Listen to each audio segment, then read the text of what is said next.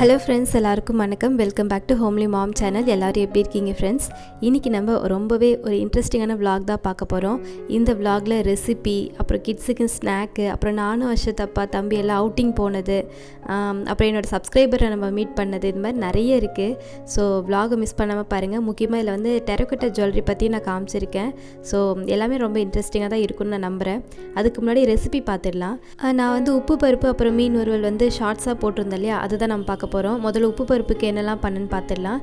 தோரம்பருப்பு அப்புறம் கொஞ்சமாக வந்து பாசிப்பருப்பு சேர்த்து நான் வந்து நல்லா ஒரு 1.5 கை அளவுக்கு பருப்பு சேர்த்துருக்கேன். அதில் பச்சை மிளகா, பூண்டு, தக்காளி, மஞ்சத்தூள், கொஞ்சமாக எண்ணெய், இது எல்லாமே சேர்த்துட்டு தேவையான அளவுக்கு தண்ணி ஊற்றி நல்லா ஒரு 4 விசில் விட்டு எடுத்துக்கலாம். அது வந்து ப்ரெஷர் அடங்கிறதுக்குள்ளே நம்ம வந்து மீன் வறுவலுக்கான ஒரு பேஸ்ட் வந்து ரெடி பண்ணிக்கலாம். குழம்பு மிளகாய் தூளோட லிங்க் டிஸ்கிரிப்ஷனில் கொடுக்குறேன், தேவைப்பட்டவங்க செக் பண்ணி பார்த்துக்கோங்க. அதுலேருந்து ஒரு 2 ஸ்பூன் சேர்த்துருக்கேன். அதுக்கப்புறம் உப்பு, கொஞ்சம் தயிர், அப்புறம் கொஞ்சமாக வந்து ஒரு 3/4 ஸ்பூன் அளவுக்கு இஞ்சி பூண்டு பேஸ்ட் சேர்த்துருக்கேன். இது கூட நம்ம தண்ணிலாம் சேர்க்க வேண்டாம். நான் வந்து கொஞ்சமாக சன்ஃப்ளவர் ஆயில் வந்து சேர்த்துக்கிறேன். அப்போ வந்து அதோட கன்சிஸ்டன்சி பார்த்திங்கன்னா நல்லா கொஞ்சம் திக்கான பேஸ்ட் பதத்தில் இருக்கும். இந்த மாதிரி இருக்கணும். ஸோ இந்த மாதிரி இருக்கும்போது நம்ம வந்து மீனில் நல்லா வந்து மிக்ஸ் பண்ணி வச்சிட்டோம்னாக்கா அது நல்லா செட் ஆகிடும்.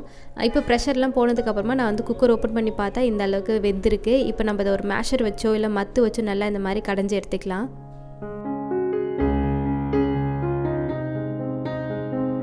இப்போ இந்த உப்பு பருப்புக்கு நம்ம சின்ன ஒரு தாளிப்பு கொடுத்துடலாம். நான் அதே குக்கரில் கொஞ்சமாக கடலை எண்ணெய் சேர்த்துருக்கேன். அதில் கொஞ்சம் சீரகம், அப்புறம் ஒன்றும் பாதியமாக தட்டி வச்ச மல்லி வந்து சேர்த்துக்கிறேன்.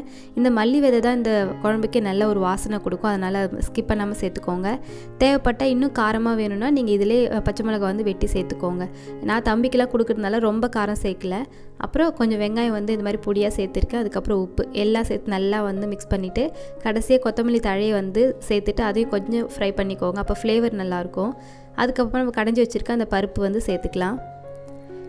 அவ்வளோதான். இது வந்து கொஞ்சமாக பெருங்காயத்தூள் சேர்த்துட்டு ஒரு கொதி வந்தோடனே கேஸ் ஆஃப் பண்ணிவிட்டு இறக்கிடுங்க. நமக்கு உப்பு பருப்பு ரெடி ஆகிடுச்சு. ரொம்ப சிம்பிளாக குயிக்காக பண்ணிடலாம். நல்லா டேஸ்ட்டாகவும் இருக்கும். ஆனால் இதுக்கு காம்பினேஷனாக நீங்கள் நல்லா காரசாரமாக ஏதாச்சும் வந்து சாப்பிட்டா தான் நல்லா டேஸ்ட்டாக இருக்கும். நான் இன்றைக்கி மீன் வறுவல் தான் பண்ணியிருந்தேன். இது என்ன மீன் எனக்கு தெரியல, அப்பா தான் வாங்கிட்டு வந்து கொடுத்தாங்க. கெண்டை மீன் நினைக்கிறேன். ஸோ இதை வந்து நல்லா இது மாதிரி டோஸ்ட் 2 பக்கம் நல்லா வந்து சிம்லேயே வச்சு நல்லா வந்து ஃப்ரை பண்ணணும். அப்போ தான் வந்து இது கொஞ்சம் நல்லா குக் ஆகும். நல்லா இது மாதிரி ஃப்ரை பண்ணதுக்கப்புறமா நம்ம வந்து சாதத்தோடு போட்டு சாப்பிட வேண்டியதாக நல்லா சூப்பராக இருக்கும். நல்ல காம்பினேஷனாகவும் இருக்கும். இல்லைன்னா நீங்கள் வந்து உருளைக்கிழங்கு இல்லை கருணக்கிழங்கு, சிப்ஸு அந்த மாதிரி கூட வச்சு இதுக்கு சாப்பிட்லாம். ஆனால் நல்லா காரமான சைட் டிஷ் வச்சு சாப்பிடுங்க, அது இன்னும் டேஸ்ட்டாக இருக்கும். அவ்வளோதான், நம்மளுடைய லஞ்ச் வந்து ரெடி ஆகிடுச்சு. இதுதான் நான் வந்து ஷார்ட்ஸாக போட்டிருந்தேன். நிறைய பேர் ஷார்ட்ஸ் பார்த்துட்டு நல்லா வந்து பாசிட்டிவாக பேசியிருக்கேன். எனக்கு வந்து அதுவே ரொம்ப ஹாப்பியாக இருந்தது. நிறைய பேர் வந்து சப்போர்ட்டிவாக இருக்கீங்க அப்படின்னு நினைக்கும் போது கண்டிப்பாக என்னால் முடிஞ்ச அளவுக்கு நான் வந்து ஷார்ட்ஸ் வீடியோ போட ட்ரை பண்ணுறேன்.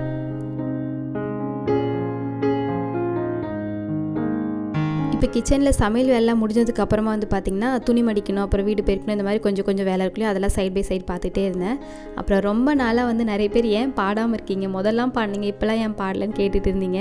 எனக்கே வந்து என்ன இந்த அளவுக்கு நம்ம பாட்டு வந்து எல்லோரும் கேட்குறாங்களோ அப்படின்னு எனக்கு தோணுச்சு. ஏன்னா சரி பரவாயில்ல பாடுறதுனால என்ன அப்படின்னு நான் நினச்சி விட்டுட்டேன். ஆனால் நிறைய பேர் வந்து ரீசெண்டாக பாட்டு பாடுங்க சொன்னதுனால சரி அவங்களுக்காகவே நான் வந்து ஏதோ எனக்கு தெரிஞ்ச பாட்டு நான் வந்து பாடுறேன். ரொம்ப நாள் கழித்து பாடுறதுனால வாய்ஸ் அப்படி இப்படின்னு இருந்தால் கொஞ்சம் அட்ஜஸ்ட் பண்ணிக்கோங்க. பாட்டு எப்படி இருக்குன்னு நல்லா இருந்தாலும் கமெண்ட்டில் சொல்லுங்கள். நல்லா இல்லைனா அடுத்த வாட்டி திருத்திக்கிறதுக்கோ இல்லைனா வேறு ஏதாவது கொஞ்சம் இம்ப்ரூவ் பண்ணுறதுக்கு ட்ரை பண்ணுறேன். நல்லா இருந்தாலும் கமெண்ட்டில் சொல்லுங்கள். பார்க்க தெரிந்தால் பாதை தெரியும், பார்த்து நடந்தால் பயணம் தொடரும், பயணம் தொடர்ந்தால் கதவு திறக்கும், கதவு திறந்தால் காட்சி கிடைக்கும், காட்சி கிடைத்தால் கவலை தீரும், கவலை தீர்ந்தால் வாழலாம், வாழ நினைத்தால் வாழலாம், வழியாயில்லை பூமியில், ஆழக்கடலும் சோலையாகும், ஆசை இருந்தால் நீந்தி வா. கேவலமாக இருந்தது இல்லை, எனக்கே காமெடியாக தான் இருந்தது. இருந்தாலும் வந்து எப்படி இருந்ததுன்னு சொல்லுங்கள். அப்புறம் வந்து பார்த்திங்கன்னா, நான் வந்து சூப்பர் சிங்கர், ப்ரொஃபஷ்னல் சிங்கர் அப்படிலாம் எதுவும் கிடையாது. நிறைய பேர் பாத்ரூம் சிங்கர்லாம் இருப்பாங்க இல்லையா, அந்த மாதிரி நான் வந்து கிச்சன் சிங்கர்னு சொல்லலாம். வீட்டில் இருக்கும்போது சும்மா ஏதோ ஒன்று பாடிக்கிட்டு கிடப்பேன். அதுவும் கிச்சனில் இருக்கும்போது தனியாக இருந்தால் நான் நல்லா பாடுவேன். இவரெலாம் வீட்டில் இருக்கார் அப்படின்னா பாடமாட்டேன். சும்மா மனசுக்குள்ளே ஏதாவது பாட்டு வந்து ஓடிக்கிட்டே இருக்கும் மைண்டில், அந்த மாதிரி தான். சரி, ஓகே. அதுக்கப்புறம் வந்து பார்த்திங்கன்னா, இப்போ கிச்சன் வந்து க்ளீன் பண்ணுற ஒர்க் இருக்குது. காலையில் சமைச்சது, அப்புறம் நைட்டு சமைக்கும்போது கொஞ்சம் எண்ணெய்லாம் தெரிச்சிருக்கும் இல்லையா, அதெல்லாம் வந்து நைட்டு கொஞ்சம் க்ளீன் பண்ணாமலே போயிட்டேன் நான். ஸோ இப்போ இந்த எண்ணெய் பிசுக்கு போகிறதுக்கு வந்து பார்த்திங்கன்னா, நான் கொஞ்சமாக கடலை மாவில் தண்ணி வந்து நல்லா மிக்ஸ் பண்ணிவிட்டு அதை வந்து கேஸில் இந்த மாதிரி போட்டு நல்லா வந்து ஸ்ப்ரெட் பண்ணி விட்டுருக்கேன். இது நல்லா ஊறட்டும். இந்த கேப்பில் வந்து பார்த்திங்கன்னா, கொஞ்சம் அந்த எண்ணெய் பாட்டிலாம் நான் காலி பண்ணி வச்சுருக்கேன். அதையும் நான் வாஷ் பண்ணி வைக்கணும். அந்த கார்னரில் பார்த்திங்கன்னா உங்களுக்கு தெரிஞ்சிருக்கும். ஸோ அதெல்லாம் வந்து ஃபில் பண்ணாமல் அப்படியே வச்சுருக்கேன். வாஷ் பண்ணிவிட்டு தான் மறுபடியும் ஃபில் பண்ணி வைக்கணும். அதெல்லாம் இன்னொரு vlogல காமிக்கிறேன்.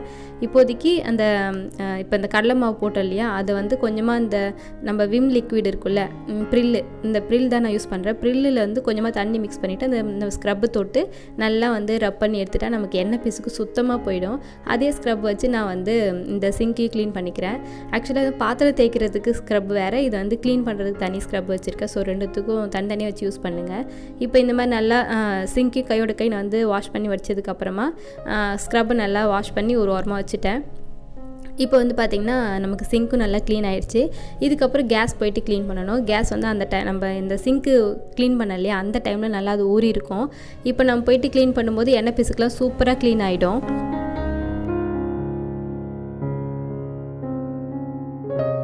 இப்போ நான் ஒரு கிச்சன் கிளாத் எடுத்து நல்லா நான் வந்து தண்ணி தொட்டு நல்லா நனைச்சிக்கிட்டேன். அதுக்கப்புறமா வந்து இந்த நம்ம க்ளீன் பண்ணி வச்சுருக்க அந்த எல்லா இடத்தையும் நல்லா வைப் பண்ணி எடுத்துட்டா நமக்கு சூப்பராக க்ளீன் ஆகிடும். உங்கள்கிட்ட வந்து ஆல்ரெடி ஏதாவது இந்த மைக்ரோ ஃபைபர் கிளாத் இருக்கும் இல்லையா, அந்த மாதிரி இருந்தால் கூட நீங்கள் வந்து அதில் கூட க்ளீன் பண்ணுங்கள். சூப்பராக க்ளீன் ஆகும். ஃபுல்லாக க்ளீன் பண்ணி முடிச்சுட்டு உங்களுக்கு காமிக்கிறேன் எந்த அளவுக்கு நல்லா நீட்டாக நல்லா பளபளன்னு இருக்குதுன்னு பார்க்கலாம். எப்போ நீங்கள் கேஸ் க்ளீன் பண்ணாலும் கேஸுக்கு கீழேயும், அது மட்டும் இல்லாமல் அந்த பேக் சைடில் அந்த டைல்ஸ் இருக்கும் இல்லையா, அதையும் கையோட கை க்ளீன் பண்ணி முடிச்சிருங்க. அப்போ நமக்கு அங்கேயும் எண்ணெய் வந்து தெரிச்சிருக்கும் இல்லையா, அப்போ பார்க்குறதுக்கு அந்த அளவுக்கு நல்லா இருக்காது. அப்புறம் போக போக எண்ணெய் பீஸுக்கு ரொம்ப ரொம்ப கஷ்டமாயிடும் க்ளீன் பண்ணுறது. அதனால் ஒவ்வொரு தடவையும் க்ளீன் பண்ணும்போது கீழேயும் அப்புறம் சைட்லேயும் நம்ம க்ளீன் பண்ணி முடிச்சிட்டா பார்க்க நல்லா நீட்டாக இருக்கும். இப்போ நான் வந்து வாஷ் பண்ண அந்த க்ளீன் பண்ண அந்த கிளாத் இருக்கும் இல்லையா, அதையும் நல்லா வந்து அலசிட்டு அதுக்கப்புறம் கார்னரில் நான் வந்து காய வச்சுட்டேன். அப்புறம் இந்த கேஸ் பக்கத்தில் பார்த்திங்கன்னா ஒரு லைட்டருக்கு ஹோல்டர் கொடுத்துருக்காங்களே, இது எப்படி நீங்கள் ஃபிட் பண்ணிங்கன்னு நிறைய பேர் கேட்டிருக்கீங்க. ஆக்சுவலாக நான் வந்து கமெண்ட்லேயே ரிப்ளை பண்ணியிருக்கேன். இருந்தாலும் உங்களுக்கு நான் vlogலேயே சொல்லிடுறேன். இது வந்து நான் ஃபிட் பண்ணலப்பா, ஆல்ரெடி வந்து நான் வாங்கும்போதே ஃபிட் ஆகி தான் இருந்துச்சு. நான் யூஸ் பண்ணுற கேஸ் வந்து பார்த்திங்கன்னா ப்ரீத்தி எம்பர் 3 அடுக்கு கேஸ் தான். அப்போ ரேஞ்ச் வந்து பார்த்திங்கன்னா 2700க்கு நான் வாங்கிட்டு வந்தேன். கடையில் போயிட்டு தான் வாங்கினேன், பாண்டிச்சேரியில். அப்புறம் சாப்பிட்டுட்டு கொஞ்சம் ரெஸ்ட் எடுத்ததுக்கு அப்புறமா பார்த்திங்கன்னா டைம் ஆயிடுச்சு. தம்பியை போய் ஸ்கூல்லேருந்து கூட்டிகிட்டு வரணும். அவனை கூட்டிகிட்டு வந்ததுக்கப்புறம் அவனுக்கு என்ன ஸ்நாக் பண்ணேன், ஈவினிங் டைம் எப்படி போச்சு அவன் கூட அப்படின்றத நான் வந்து ஷேர் பண்ணுறேன். அப்புறம் நாங்கள் அவுட்டிங் போனோம் இல்லையா, அப்போ வந்து ஒரு சப்ஸ்கிரைபர்லாம் மீட் பண்ணேன். ஸோ இதெல்லாம் வந்து ஷேர் பண்ணுறேன். அதுக்கு முன்னாடி ஒரு ப்ராடக்ட் பற்றி பார்த்துடலாம். Nisha Vignesh creations Instagram page வந்து நமக்கு வந்து டெரக்கோட்டா ஜுவல்லரி வந்து சென்ட் பண்ணியிருந்தாங்க. அது வந்து பார்த்திங்கன்னா ரொம்ப நல்ல கலெக்ஷன்ஸ் இருக்குது. கண்டிப்பாக உங்களுக்கு வந்து அந்த நெக் பீஸு, ஆர்எம்எஸ், ஸ்டட்டு, ஜிம்காஸ், இந்த மாதிரி நிறைய வெரைட்டி அவங்க வந்து கையாலே பண்ணுறாங்க. முக்கியமாக இது ஹேண்ட்மேட் அப்படின்றதுனால ஒரு டிசைனும் பார்த்து பண்ணியிருக்காங்க. நான் ஒரு கலெக்ஷன்ஸ் காமிக்கிறேன், நீங்கள் பாருங்கள், கண்டிப்பாக உங்களுக்கு பிடிக்கும். முக்கியமாக வந்து பார்த்திங்கன்னா அது வந்து ஒரு ட்ரெடிஷ்னலான ஜுவல்லரின்றதுனால உங்களுக்கு ஏற்ற மாதிரி டிசைன் மாதிரி கொடுத்து கூட நீங்கள் அவங்ககிட்ட ஆர்டர் பண்ணி வாங்கிக்கலாம். இப்போ வந்து ஏதோ ஒரு பிக்சர் காமிக்கிறீங்க, இதே மாதிரி இதே கலர் இதே பேட்டர்னில் எனக்கு வேணும் அப்படின்னு நீங்கள் சொன்னீங்கன்னா ஒரு 14 டேஸ்க்குள்ளே அவங்க உங்களுக்காக ரெடி பண்ணி உங்களுக்கு வந்து கொடுத்துருவாங்க. ஸோ இந்த மாதிரி கூட நீங்கள் வந்து அவங்ககிட்ட வாங்கிக்கலாம். கண்டிப்பாக Instagram page link, WhatsApp group link எல்லாமே நான் டிஸ்கிரிப்ஷனில் கொடுக்குறேன்.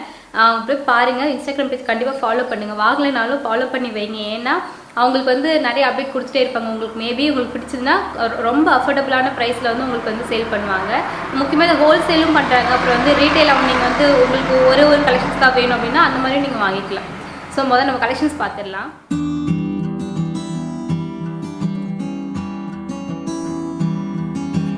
ஆக்சுவலாக அவங்க அனுப்பியிருந்த இந்த ஜுவல்லரி செட் பார்த்திங்கன்னா ரொம்ப சூப்பராக இருந்தது. அதுவும் அவங்க கையாலே பண்ணது. முக்கியமாக இப்போலாம் நிறைய பேர் ட்ரெண்டிங்கில் போகிறது பார்த்திங்கன்னா இந்த டெரக்கோட்டா ஜுவல்லரி தான். நிறைய காலேஜ் போகிறவங்களா இருக்கட்டும், ஆஃபீஸ் போகிறவங்களா இருக்கட்டும், அவங்களாம் ரொம்ப சிம்பிளாகவே இந்த காட்டன் சாரீ, காட்டன் சுடி இதெல்லாம் போட்டுட்டு அவங்க வியர் பண்ணும்போது அந்த ட்ரெஸ்ஸுக்கு ஏற்ற மாதிரி அவங்களோட கலருக்கு ஏற்ற மாதிரி வந்து இந்த ஜுவல்லரி போடும்போது ரொம்ப சூப்பராக இருக்கும். இதில் வந்து பார்த்திங்கன்னா ரோப் கொடுத்துருக்காங்க, அட்ஜஸ்டபிள் டைப் தான். நிறைய மாடல் இருக்குது, நிறைய உங்களுக்கு என்ன மாதிரி டிசைன் வேணுமோ அந்த மாதிரி நீங்கள் சொன்னீங்கன்னா அவங்களே வந்து ரெடி பண்ணி கொடுப்பாங்க. ஏன்னா நிறைய ட்ரெண்டிங்கில் இப்போ வந்து இந்த மாதிரி ஜுவல்லரி தான் போடுறாங்க. பார்க்கவே ரொம்ப சூப்பராக இருந்தது. நானுமே அவங்களோட கலெக்ஷன்ஸ்லேருந்து ஒரு செட் எடுத்துருந்தேன், அதை நான் இன்னொரு vlogல உங்களுக்கு போட்டு காமிக்கிறேன். அப்புறம் இது ஃபுல் அண்ட் ஃபுல் வந்து பார்த்திங்கன்னா க்ளேயாலே பண்ணுறதுனால இது வந்து உடையுமான்னு கேட்டிங்கன்னா கண்டிப்பாக உடையாது. ஆனால் ரொம்ப ஃபோர்ஸாவோ இல்லை ரொம்ப ஹைட்லேருந்து போட்டிங்கன்னா உடையும். மற்றபடி நீங்கள் யூஸ் பண்ணும்போது எல்லா ஜுவல்லரியும் யூஸ் பண்ணுற மாதிரி தான். போட்டுட்டு வந்ததுக்கப்புறம் நீங்கள் வந்து லைட்டாக ஒரு துணி வச்சு தொடச்சிட்டு அதுக்கப்புறம் வந்து ஒரு பாக்ஸில் போட்டு வச்சுருங்க. முக்கியமாக அவங்க கொடுத்துருக்க கலர்ஸ் எல்லாம் பார்த்திங்கன்னா ரொம்ப ஃபேட் ஆகாமல் லைஃப் நல்லாவே வரும். ஸோ தாராளமாக நீங்கள் வாங்கலாம். அப்புறம் இதை யூஸ் பண்ணுறதுனால ஸ்கின் அலர்ஜிலாம் வருமானு சில பேருக்கு டவுட் இருக்குல்ல. ஏன்னா டரக்கு வெட்டா அப்புறம் வந்து அந்த பெயிண்டால் ஏதாவது அலர்ஜி வருமானு, அப்போல்லாம் எதுவுமே கிடையாது. தாராளமாக வந்து நீங்கள் யூஸ் பண்ணலாம். ஸோ மறக்காமல் அவங்களோட பேஜை போயிட்டு நீங்கள் விசிட் பண்ணி பாருங்கள். கண்டிப்பாக உங்களுக்கு அவங்களோட கலெக்ஷன்ஸ் எல்லாம் பிடிக்கும். ஓகே, தம்பி அதுக்கப்புறம் நான் கூட்டிகிட்டு வந்ததுக்கப்புறம் பார்த்திங்கன்னா அவன் செப்பல் கட்டுறேன்னு சொல்லி அவன் கையை அவனே நசுக்கினான் கையை. ஸோ அதனால் கொஞ்சம் தம்பி அழுதுட்டான் பாவம். அப்புறம் அவனுக்கு தண்ணி கொடுத்து கொஞ்சம் சமாதானப்படுத்திட்டு அவனை கொஞ்சம் ரிலாக்ஸ் ஆகிட்டு அதுக்கப்புறமா தான் நான் அவனுக்கு வந்து ஸ்நாக்ஸ் செஞ்சு கொடுத்தேன். வந்ததுமே ட்ரெஸ்ஸை கட்டிட்டு அதுக்கப்புறம் கை கால் முகம்லாம் கழுவி விட்டுட்டு ஏதாவது ஸ்நாக் கொடுப்பேன். தம்பி வந்து பார்த்திங்கன்னா கொஞ்சம் வந்து வால்தனம் தான் பண்ணுவான். அதனால் அவன் ட்ரெஸ்ஸை கட்டுறதே எனக்கு கொஞ்சம் பெரும் பாடாக தான் இருக்கும். சரி, இந்த கேப்பில் வந்து பார்த்திங்கன்னா நான் தம்பிக்காக கொஞ்சம் வந்து பால் வச்சுருக்கேன். அப்புறம் நான் ஸ்நாக்கும் பண்ண போகிறேன். என்னென்னு நான் சொல்கிறேன். கேழ்வரகு மாவில் தான் பண்ணுவேன். அதுக்கு முன்னாடி அவனுக்கு ட்ரெஸ் எல்லாம் கட்டிட்டு கொஞ்சம் அவனுக்கு இன்றைக்கி என்ன நடந்தது, அப்புறம் வந்து இன்றைக்கி எப்படி போச்சு, அவன் சொல்கிற கதையெல்லாம் கொஞ்சம் கேட்டுகிட்டு இருப்பேன். அது வந்து பண்ணும்போது அவனுக்கு கொஞ்சம் ஜாலியாக இருக்கும். அப்புறம் வந்து அவன் சாப்பிட்டுட்டேன் அப்படின்னு சொல்லும்போது நான் வந்து ஒரு ஹக் கொடுப்பேன். அது அவனுக்கு ரொம்ப பிடிக்கும். அதனால் டெய்லி வந்து அம்மா எல்லாத்தையும் சாப்பிட்டுட்டேன், அம்மா நான் ஸ்நாக்ஸ் எல்லாம் சாப்பிட்டுட்டு அப்படி சொல்லுவான். அதனால் அவனுக்கு ஒரு ஹக் கொடுத்தோடனே அவனுக்கு கொஞ்சம் ஜாலியாகிடும். ஸோ இதனால அவன் வந்து பார்த்திங்கன்னா டெய்லி வந்து நான் எல்லாம் சாப்பிட்டுட்டு வந்து நான் சாப்பிட்டேன் அப்படின்னு சொல்லுவான். ஸோ இது எனக்கும் அவனுக்கும் இருக்கிற ஒரு பாண்டிங் வந்து நல்லாயிருக்கும்னு எனக்கு ஒரு ஃபீல் இருக்கும். அதே மாதிரி ஸோ அப்படியே அவனுக்கு கொஞ்சம் பேசிவிட்டு அதுக்கப்புறம் வந்து ட்ரெஸ் எல்லாம் சேஞ்ச் பண்ணி விட்டுட்டு நான் போயிட்டு அவனுக்கு ஸ்நாக் பண்ண ஆரம்பிச்சிட்டேன்.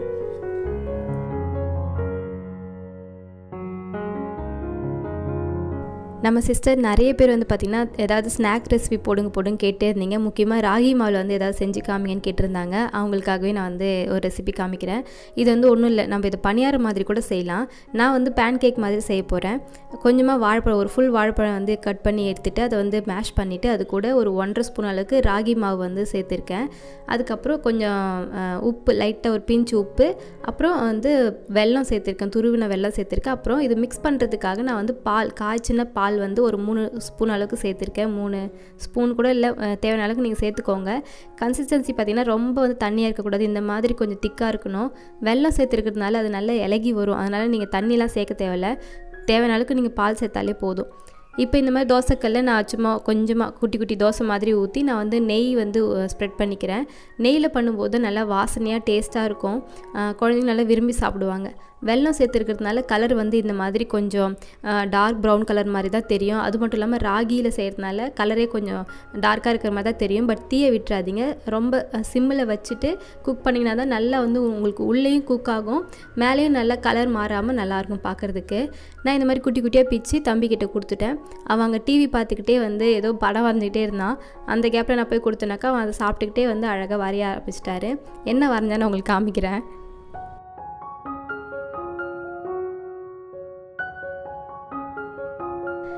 இதுதான் நம்ம தம்பிக்குட்டி வரைஞ்ச வினோதமான உருவம். இது என்னன்னு கலர் அடிச்சுட்டு சொல்கிறேன்னு சொல்லியிருக்கான். அதுக்கப்புறம் உங்களுக்கு காமிக்கிறேன்.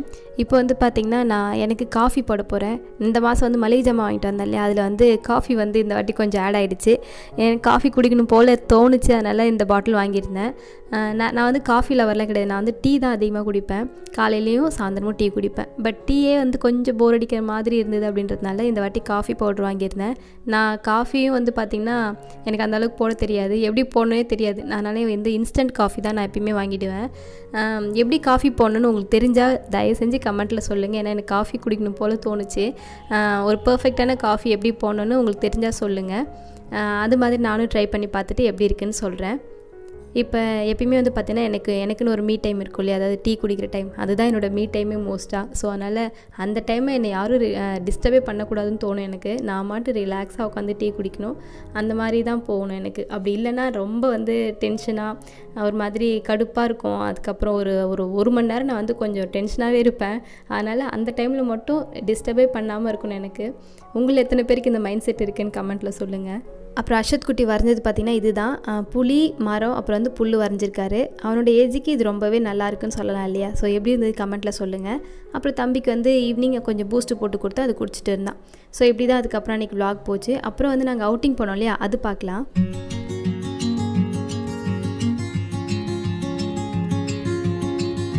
இது வந்து பார்த்திங்கன்னா போன வாரம் நான் அர்ஷத் அப்பா அர்ஷத் குட்டி அப்புறம் 3 பேர் வந்து பார்த்திங்கன்னா அவுட்டிங் போயிருந்தோம்.